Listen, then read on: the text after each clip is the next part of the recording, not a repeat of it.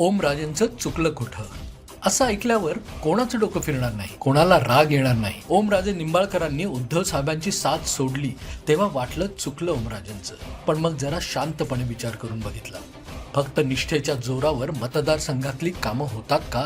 आणि ज्यांच्यावर निष्ठा त्यांना आपल्या कार्यकर्त्यांच्या कष्टाचं थोडं तरी काय पडलंय का? स्थानिक स्वराज्य संस्थेच्या निवडणुकीत सत्ताधारी पक्षाचे नेते जीवाचं रान करत असताना उद्धवजींनी आपल्या कार्यकर्त्यांना वाऱ्यावर सोडलं. त्यांच्या तब्येतीचं कारण रास्त आहे, पण आदित्यजी सुद्धा मतदारसंघात फिरकले नाही.